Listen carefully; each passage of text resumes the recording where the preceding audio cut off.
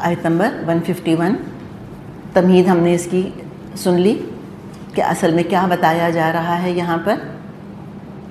تو بنیادی طور پہ جو 3 چیزیں نمایاں ہو کر ہمارے سامنے آئیں گی ان تمام احکامات میں، وہ کیا ہیں؟ یونیورسل ٹروتھس، اور وہ شریعت کی بنیاد ہیں. ان کو امہات الشریعت کہا جاتا ہے. امہات الشریعت کہ شریعت کی بنیاد، تمام آسمانی شریعتیں 3 اصولوں پر مبنی ہیں. بیسکلی 3 طرح کی خرابیوں سے روکتی ہیں ہم کو. نمبر 1 شرک سے، نمبر 2 ظلم سے، نمبر 3 فواحش سے. اس لیے کہ یہ 3 چیزیں، شرک، ظلم اور فواحش، یہ تمام خرابیوں کی جڑ ہے. سورۃ الانعام میں ان کا ذکر آیا، سورۃ الاعراف میں یہ مضمون کھل کر آ جائے گا کہ قومیں جو بگڑی ہیں شرک کی وجہ سے، ظلم کی وجہ سے، فحاشی کی وجہ سے بگڑی ہیں. اللہ کا عذاب قوموں پر آیا ہے ان 3 چیزوں کی وجہ سے. تو لہٰذا اس سے انسان کو پوری طرح بچنے کی کوشش کرنی ہے. تو فرمایا قل، اے نبی صلی اللہ علیہ وسلم آپ فرمائیے، تعالوا، آ جاؤ. تعال ویسے آنے کے لیے کہا لفظ استعمال ہوتا ہے. تعال کا مطلب ہے آ جاؤ، آنے کے لیے کہتے ہیں اس طرح سے، لیکن عام طور پہ تو یہ ایسے ہی استعمال ہوتا ہے. لیکن خصوصی طور پہ دیکھیں تو تعال اعلیٰ سے لفظ بنا ہے، اعلیٰ مقصد کے لیے. تم کن گھٹیا چیزوں میں پھنسے ہوئے ہو، آؤ تم کو میں اعلیٰ چیز کی طرف لے کر چلوں. تم نے کیا گھٹیا شریعت بنا لی ہے اپنی، اور تم کو میں اعلیٰ ترین شریعت کا نمونہ دکھاؤں.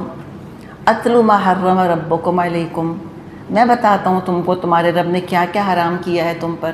اب امیجن کریں کیا کیا انہوں نے حرام کیا ہوا تھا، پیچھے وہ ہم نے سن لیا، اور اس چکر میں اتنے بزی ہو گئے تھے ان چیزوں کو حرام حلال کرنے میں کہ اصل حرام تو بھول ہی گئے تھے. جو کچھ ہم یہاں اب آگے پڑھیں گے، مشرکین مکہ نے ان تمام چیزوں کو حلال کیا ہوا تھا. تو بیسکلی یہاں پر کیا ہے؟ صرف حرام بتایا جا رہا ہے کہ یہ حرام ہے، یہ حرام ہے، یہ حرام ہے، یعنی ڈونٹس ڈونٹس ڈونٹس یہ آ رہے ہیں یہاں پر. ڈوز نہیں ہیں. نماز کا ذکر نہیں ملے گا، روزے کا، خیرات، زکوٰۃ، اس کا ذکر نہیں ہے. بس کیا نہیں کرنا، کیا نہیں کرنا، کیا نہیں کرنا یہ بتایا ہے. سب سے پہلی چیز کیا ہے؟ اللہ نے کس چیز سے روکا ہے؟ کہ اللہ تشرکوا بہ شیئا، اللہ کے ساتھ کسی کو شریک نہیں کرنا ہے، کسی چیز کو. جس کی فطرت سلامت ہے وہ ان احکامات سے اگری کرے گا جو اللہ نے دے دیے ہیں.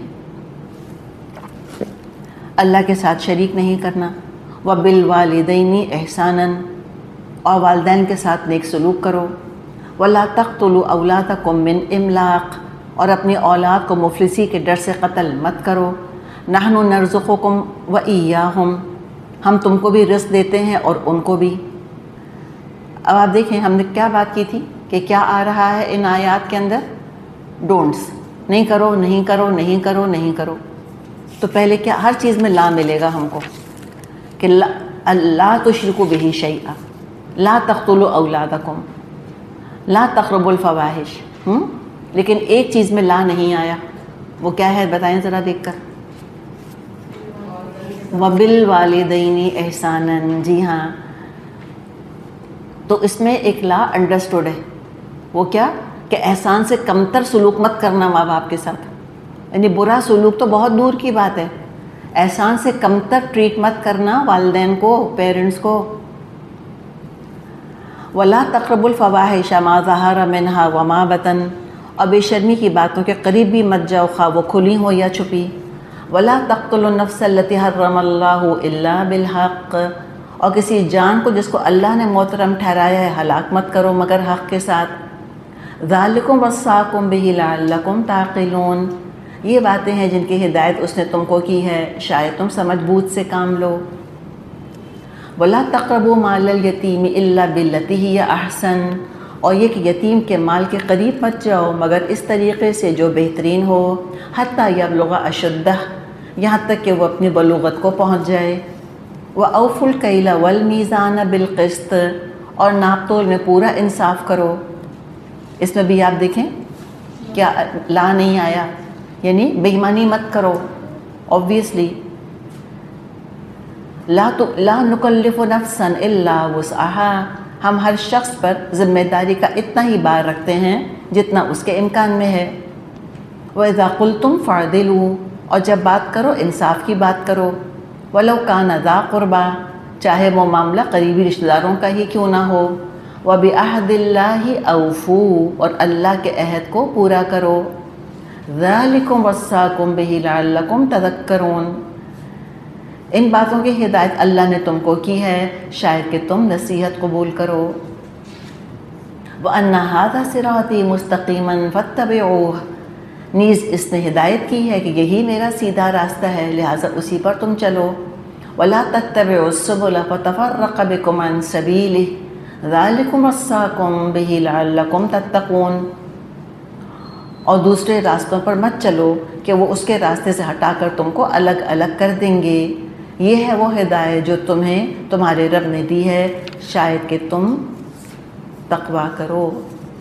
تو تقوی کو حاصل کرنے کا طریقہ بتا دیا کہ ان چیزوں کو ذہن میں رکھو، ان پر تم کو عمل کرنا ہے. ہم نے ساری چیزیں اس وقت دیکھ لی ہیں، پڑھ لی ہیں تاکہ کمپلیٹ پکچر ہمارے سامنے آ جائے. جس کی فطرت سلامت ہے، دیکھیے یہ امپورٹنٹ ورڈ ہے، جس کی فطرت انٹیکٹ ہے نا وہ ان احکامات سے اگری کرے گا.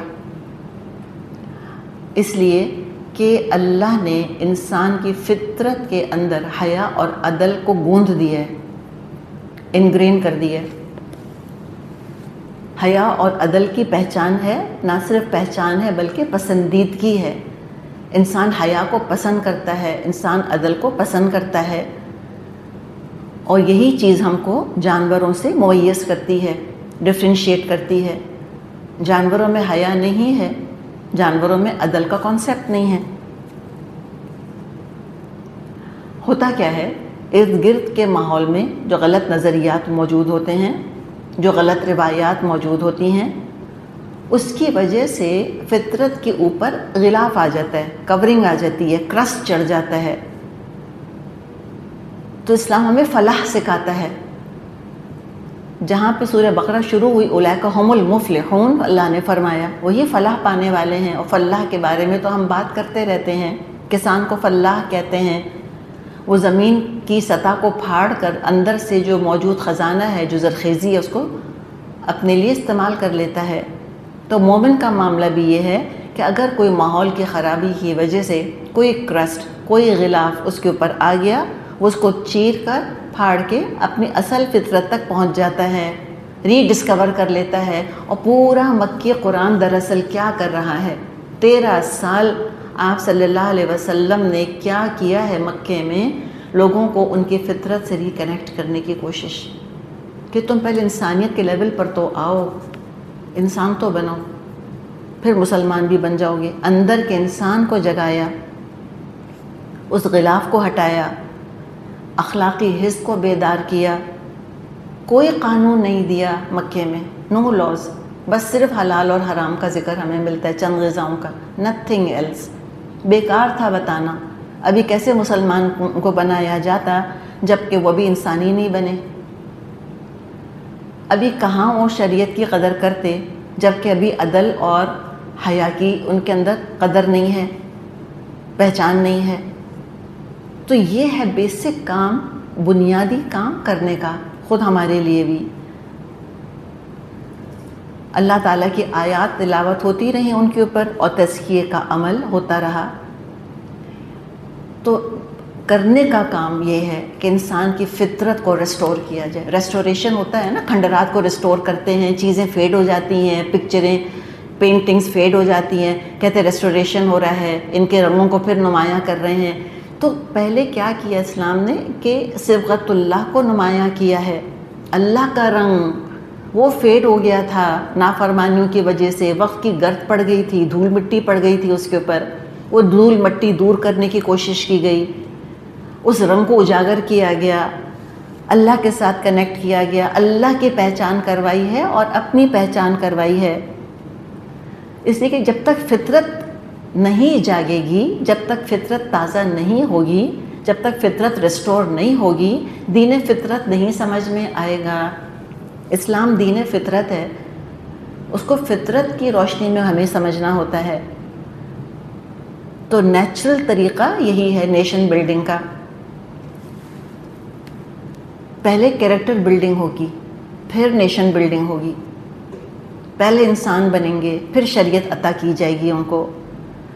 تو ضروری تھا کہ انسانوں کے اندر ادائیگی حقوق کا احساس جگایا جائے، معاشرے کا ذمہ دار فرد اس کو پرو ایکٹیو بنایا جائے۔ مکلف، یعنی مکلف سے مطلب کیا ہے؟ اوبویسلی جو احکامات ہیں وہ کس کے لیے ہیں؟ مکلف کے لیے ہیں، ظاہر ہے بچے کے لیے نہیں ہیں، پاگل کے لیے نہیں ہیں، عاقل کے لیے، بالغ کے لیے سارے احکامات ہیں۔ جو عاقل ہیں، بالغ ہیں، وہ سمجھیں ان چیزوں کو، مکلف ہیں وہ ان کے۔ خود غرضی، سیلف سینٹرڈنس، سیلفشنس کو دور کیا،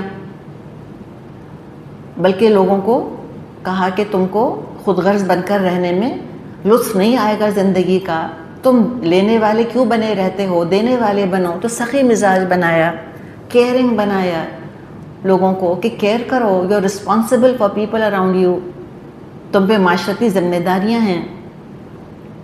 اور پھر تمام نیکیوں کی چابی انسانوں کے ہاتھ میں دے دی۔ آغاز کہاں سے کرنا ہے؟ یہاں سے کرنا ہے۔ ساری کہانی بیکار ہے، سب کچھ بیکار ہے اگر وہ چابی ہی ہاتھ میں نہیں ہے تو آخرت کا خزانہ نہیں حاصل کر سکو گے۔ تو سب سے پہلے وہ چابی ہے جو کہ ہاتھ میں دے دی ہے، وہ کیا ہے؟ اللہ کے ساتھ صحیح تعلق، اپنے رب کو پہچانو جس نے تمہاری فطرت بنائی ہے۔ فطرت اللہ التی فطر الناس علیہا لا تبدیل لخلق اللہ، سورہ روم کی بڑی خوبصورت آیت ہے۔ تو فطرت اللہ التی، اللہ کی بنائی ہوئی فطرت، تو جس نے تمہاری فطرت بنائی ہے اس کو پہچانو، وہی تم کو فطرت کا بتائے گا۔ الا یعلم من خلق، کیا وہی نہ جانے گا جس نے کہ تخلیق کیا ہے تم کو؟ تو جو اپنی فطرت سے ہم آہنگ ہو گیا انسان، وہ اللہ کو پہچان جائے گا۔ تو اسی سے آغاز کیا جا رہا ہے کہ تم اپنے رب کو پہچانو، اپنے رب کے ساتھ تم کسی کو شریک نہیں کرنا۔ تو پہلا حکم پھر آپ دیکھیں یہی ہے کہ کیا میں پڑھ رہا ہوں؟ قل، کہہ دیجیے ان سے، تعالوا، آجو، اتلو ما حرم ربکم علیکم، میں بتاؤں اللہ نے کیا حرام کیا تمہارے اوپر۔ اس کا تو کوئی خیال ہی نہیں کیا تھا مشرکوں کو، یہ بھی کوئی اہم چیز ہے، اور عام طور پہ لوگوں کو خیال نہیں آتا اس چیز کا کہ یہ بھی کوئی اہم چیز ہے۔ عقیدہ، کہتے واٹس دا بگ ڈیل، اس میں کیا بڑی بات ہے، واٹس دس تھنگ، عقیدہ کیا ہوتا ہے؟ تو یہ بیسک جو ہمارا عقیدہ ہے اس پر ہر چیز کا دار و مدار ہے۔ کیا ڈوگما ہے ہمارا، کیا کریڈ ہے ہماری؟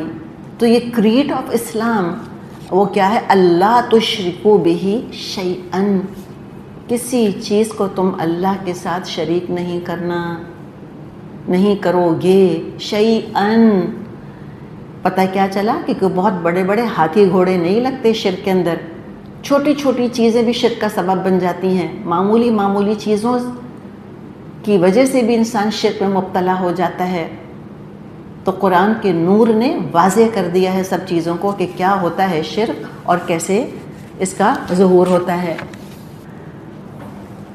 تو انشاءاللہ تعالیٰ اس شرک کے بارے میں اللہ نے چاہا تو آگے ہم تھوڑی سی بات کریں گے۔ تو ابھی اگر ہم شروع کریں گے تو مکمل نہیں کر پائیں گے، تو یہاں رک جاتے ہیں، پھر یہیں سے اگلی دفعہ شروع کریں گے۔ وآخر دعوانا ان الحمد للہ رب العالمین، سبحانک اللہم وبحمدک، نشہد ان لا الہ الا انت، نستغفرک ونتوب الیک۔ السلام علیکم ورحمۃ اللہ وبرکاتہ۔